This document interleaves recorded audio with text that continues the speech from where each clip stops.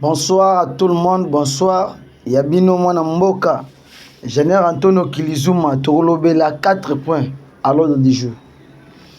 Aliboso Torolobela, comment est-ce que la diaspora va salinine pour n'importe Kagame? Torolobela Makambe Tali, nomination, il y a nouveau secrétaire général. Il y a Nations Unies, Tokolobela pe Makambe Tali, Grand Katanga. Tokolobela Grand Katanga. Alors, pour ne pas aller plus loin, Tokema Mamongo na Grand Katanga. Na Maetali Grand Katanga. Tomoni ya liboso, ministre de la Justice. Azana Grand Katanga. Ministre de la Justice a respecté phrase naïe. Le ministre de la Justice a bien dit ceci.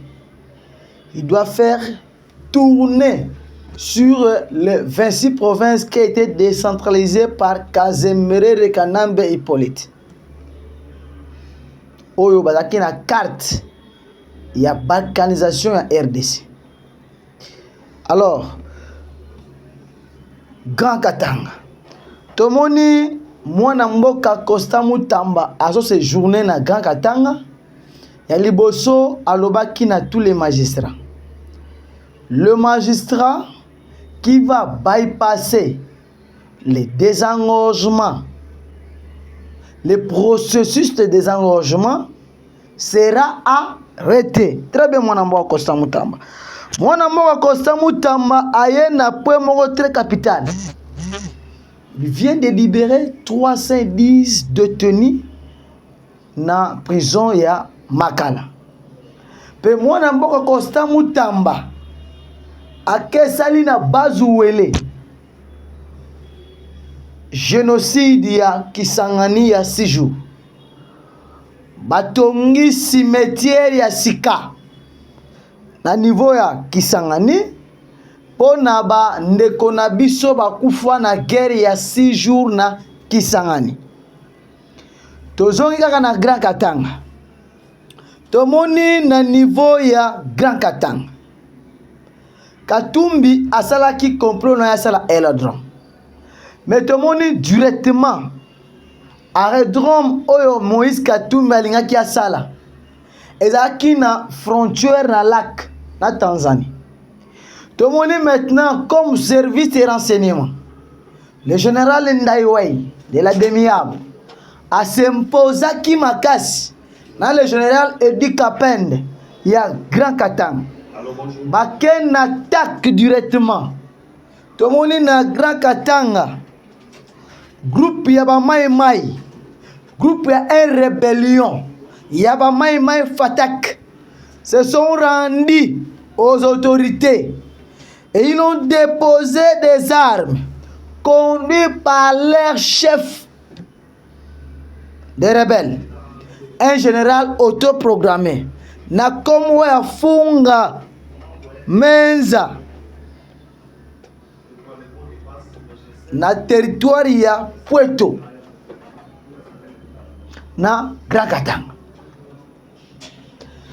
Tolobaki ke ezaki na menoir. Batu bamona ki biso bachaku. Mais maintenant na Grand Katanga aujourd'hui ba Mai un groupe de rébellion Fatak ba ko se déposer Minduki na territoire ya Puerto. Je précise territoire ya Puerto na Grand Katanga. Avec leur général autoproclamé Funga Menza, son nom c'est là. Monique, tu l'as complicité za makasi. Ba Mai ya Grand Katanga, ce sont des Katanga et tous ces gens-là, vous connaissez l'histoire. Conscience n'a pas se réveiller. Babi non, on ne peut pas rester ratier nos frères compatriotes. Maintenant, nous allons faire ceci, on doit tout faire pour que tu gardes la souveraineté territoriale. Et c'est une chose très capitale. Alors, toyena deuxièmement, communiqué, il y a son excellence mwana mboka Kosta Mutamba. Mwana mboka Kosta Mutamba asali communiqué na niveau de Katanga. Kosta Mutamba donne injonction au procureur général de Haut-Katanga afin de s'engager le processus et de procéder aux arrestations de tout responsable des services publics auteurs des complices de fraude qui occasionnent le coulage des recettes publiques au poste frontalier de Kasumbalesa. Voilà. Une grande poste frontalier à Kasumbalesa. Oye kotaka mbongo ebele. Ba recette oye kotaka na niveau à Kasumbalesa. Tomoni que au moment où Katumbi il était l'ancien gouverneur, Katumbi a géré Lubumbashi pendant 9 ans. Katumbi n'a jamais songé de construire l'aérodrome. Il a seulement songé de construire un stade privé à Mazembe, comme il était un ancien sponsor à Mazembe. Aujourd'hui, Katumbi va créer un aérodrome. Et Fifi Masuka na Lualaba veut chasser les gens. La quartier Golf, na Kolosi. Nous sommes là pour dénoncer. Dénoncer Oyamabe, les autorités en place, ils prennent des précautions pour mettre de l'ordre. Point barre.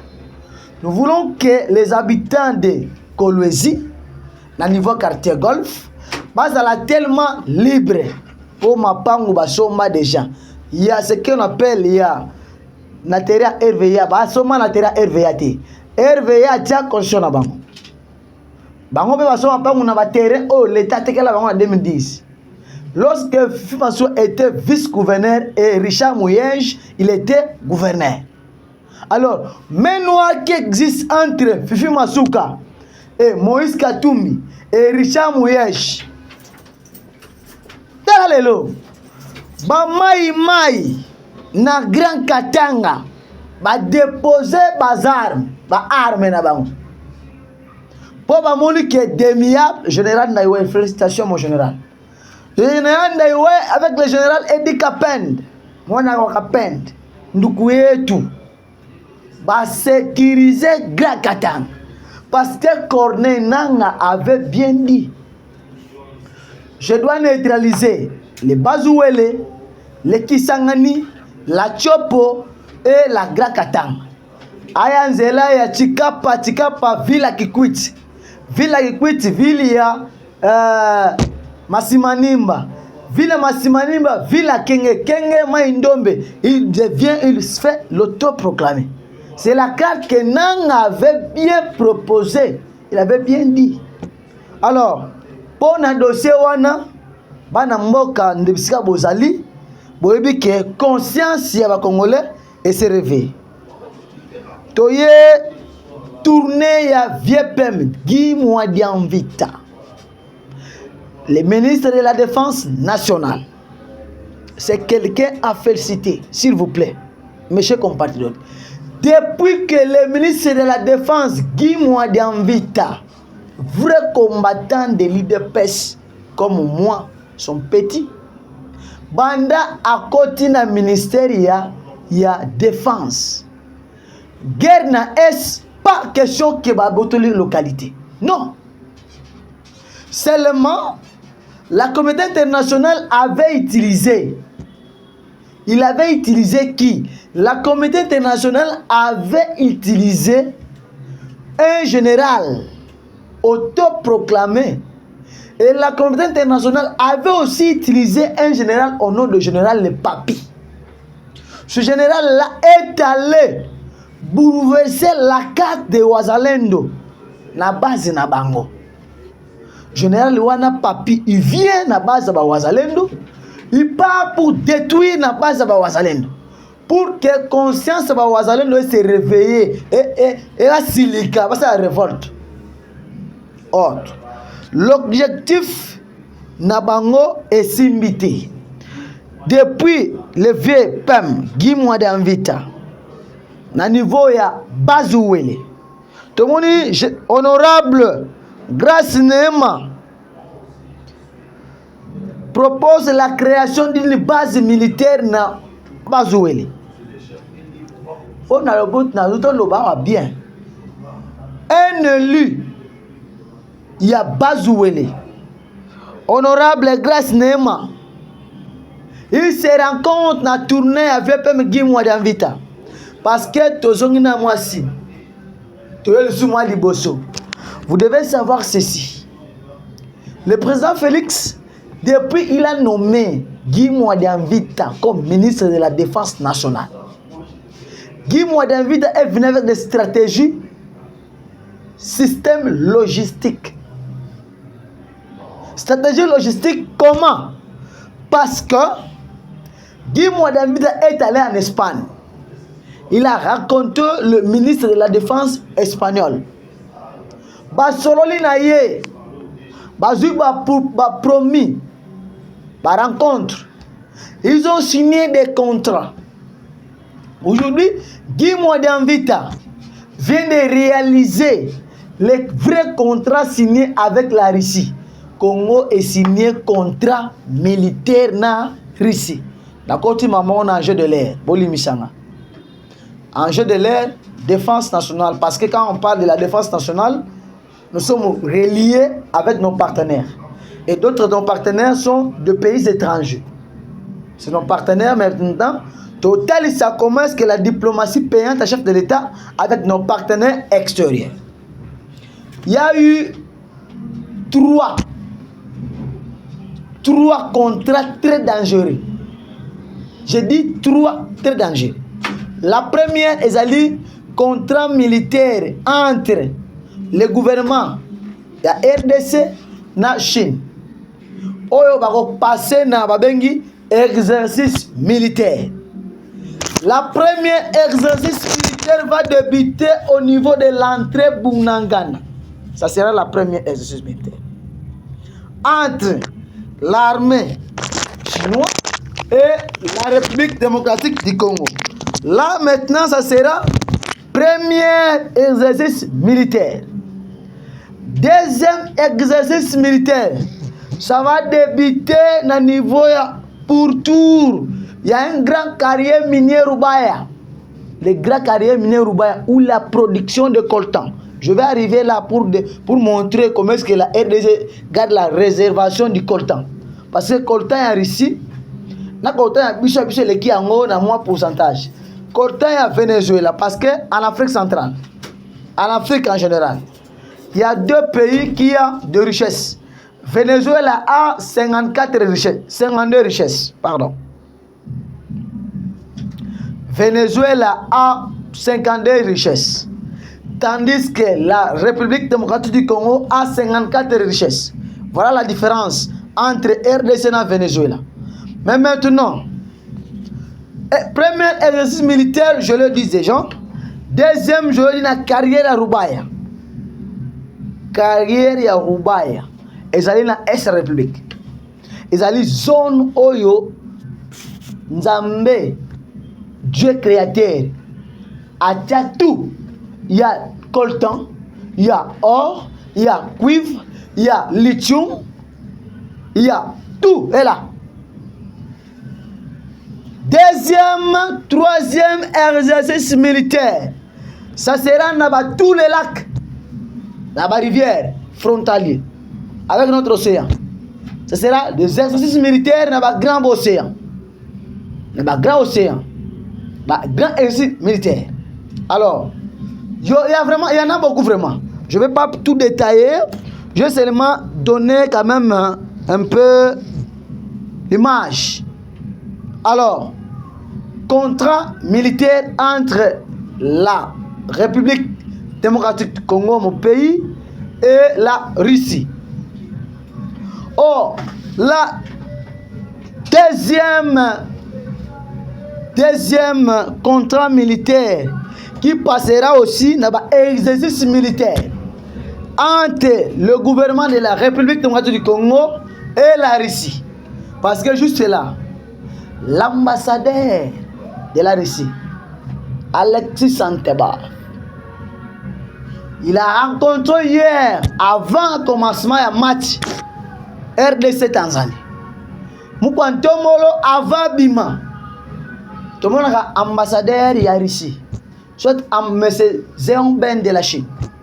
Des ambassadeurs très dangereux qui jouent un rôle très capital pour nous, la RDC. Tout le monde Alexis Santebov, l'ambassadeur russe, qui a rencontré le chef de l'État pour lui réaffirmer Vladimir Poutine en ennemi contrat et exercice militaire, parce que les États-Unis d'Amérique,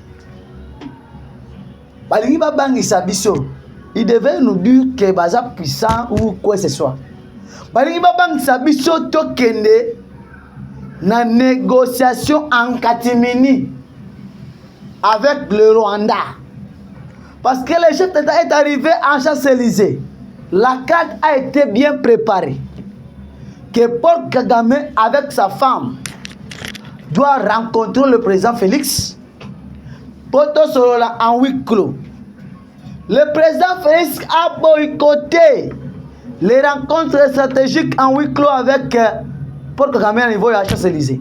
Na 14e, tous les pays membres de la francophonie. Fatih Aboy. Union européenne, il vient en précipitation. Il a envoyé délégué spécial en matière de la paix à sous-région et à Grand Lac. Comment on a écouté na fâché na autant ngote. D'abord bloquant ngote. L'Union européenne vient en précipitation. Pourquoi? Parce que le président Félix a boycotté les rencontres en huis clos avec Paul Kagame. L'opposition, tous les opposants, en complicité avec l'ancien sénateur en vie, soi-disant le président Joseph Kabila Kazembere de Kanambe et Politi. Rencontre historique au niveau Belgique, où nous avons trouvé la présence de M. Franck Giongo, qui a demandé le document comme exilé politique. Tout le monde la présence de Denis Mukwege en Belgique. Tout le monde la présence de Moïse Katumbe Tchapwe en Belgique. Tout le monde la présence de Joseph Kabila en Belgique. Rencontre à huis clos. Mais je vis les opposants. Bakenda qui est pas moi nambo à Costa Mutamba pour demander à Costa Mutamba liberté de hommes politiques. Oui, là, je vous applaudis parce que vous êtes allés dans la norme, il y a loi. Vous déclarez ba droit nabino. Costa Mutamba a bien répondu. Attendez-moi. Comme M. Mike Mukebai. Mike Mukeba, c'est un député très impoli. L'homme qui a dit, le président de la République, a tué tous les députés Mbosonkodia au moment où le président Mbosonkodia, il était le président de l'Assemblée nationale. Mukeba il dit qu'il serait aux États-Unis à Yenavol. Mbosso a kamati tous les députés comme les écoliers à Tchébang Nabis. Pas que nous avons un chef de l'État. Est-ce que vous pouvez dire ça à un opposant? Si les députés vont accueillir leur président, où est le mal?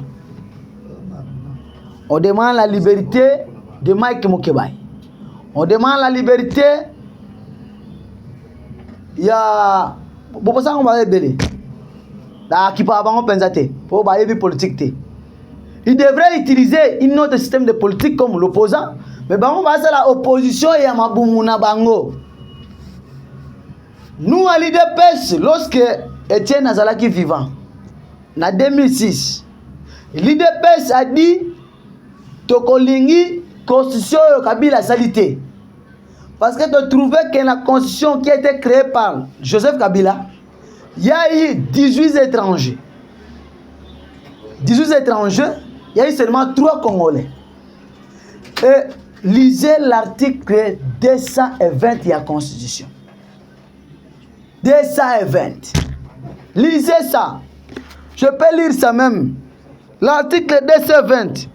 Article moko ezosalanga pasi na motema. Oyo bana mboka bokoki kolinga article wana et se mérite kate. Article 220. Otomoni. Tous les diasporas en détermination. Les accusations continuent. Première accusation, ils allaient tous les pays à membres EAC. Le pays des Afriques centrales. EAC. Chez EAC, ils allaient en Tanzanie. Congo afundaki Rwanda. Tokendaki pe Kosamba. Tobani bango na région ya Grand Lac. Toke maintenant na international. Les diasporas pour la paix et la sécurité du Congo. DIPASEC. Diaspora pour la paix et la sécurité du Congo. Baketi na CPI. Va déposer plainte contre Paul Kagame. Maintenant, tokokende maintenant na Kosamba. Ba diaspora o balingi kimia ezala na mboka na bango bakitisi plainte na CPI. Ba rencontrer le président CPI bo chez zango ezala na Pays-Bas. Bake bakitisi. Tosamba na Kagame face à face. Face à face. Pour que Kagame oyo azali soutenu soi-disant par la fameuse communauté internationale. Premier point. Deuxième page.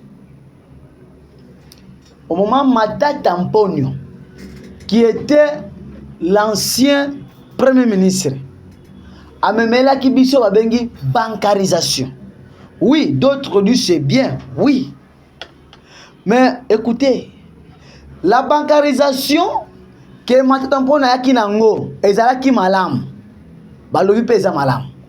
Mais pour na ba tic-tac et enjeu de l'air, ba banque oyo bazosa la bancarisation ya mboka, ce sont les banques ya ba étrangers.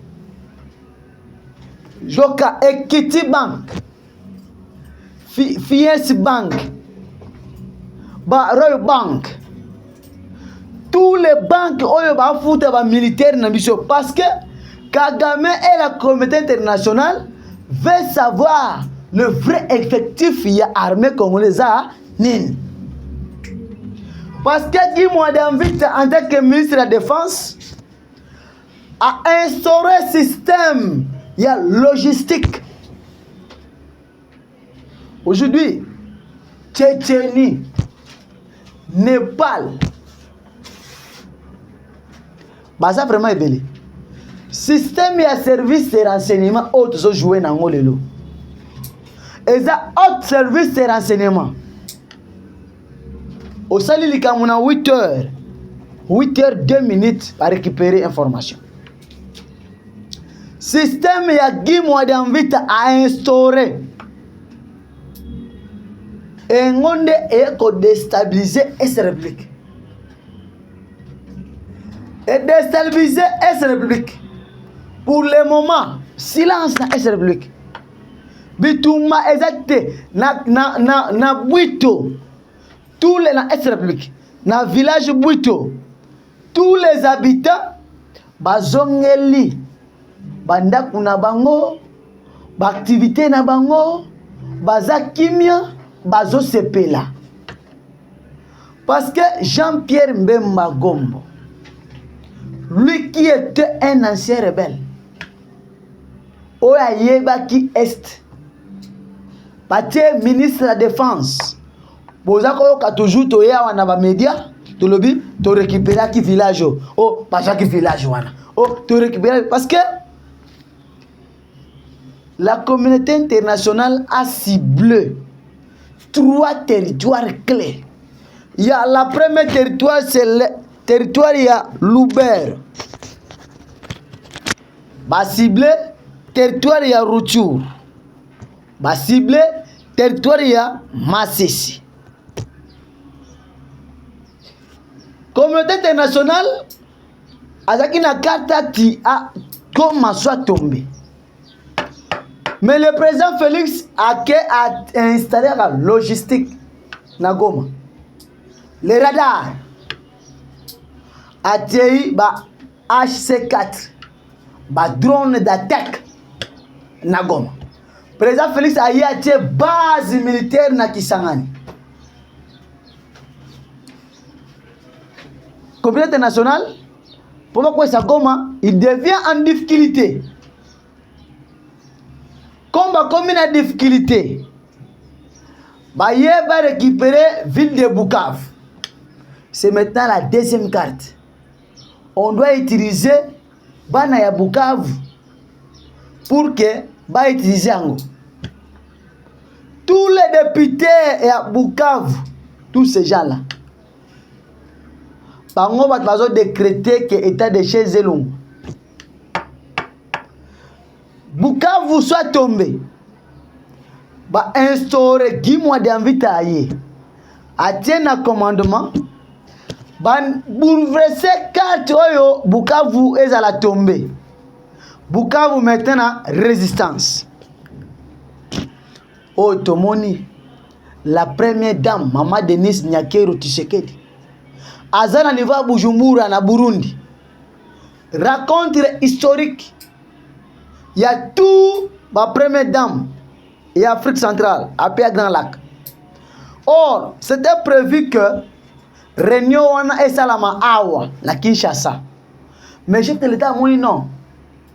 Il a confisqué pour Kagame la République centrafricaine. Na milicho yo fatia comme gendarme Afrique, s'il vous plaît. République centrafricaine ezali na maboka fati na poche na yekutu. Burundi eza na poche fati. Et l'Ouganda ya Ndayishimiye. Parce que je dis ça pourquoi? To renouveler qui les sous entre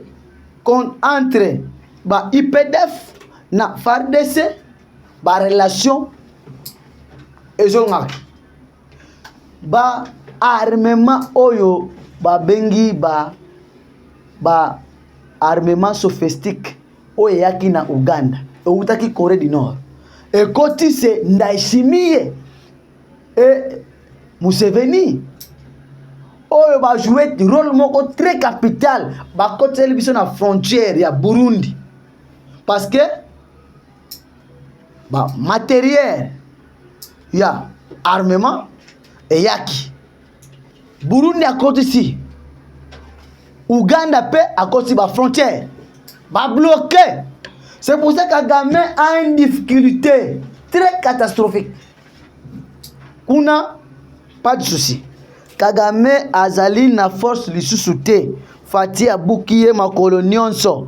Fati abukiye makolo nyonso. Oyo biso nyonso sepeli parce que Congo bientôt là na niveau candidat unique na département des Nations Unies comme membre permanent au sein des Nations Unies. Tokomi ba décider. Ya bino mwana mboka asuki wana tokutana na bino mokolo ya lobby dans même heure.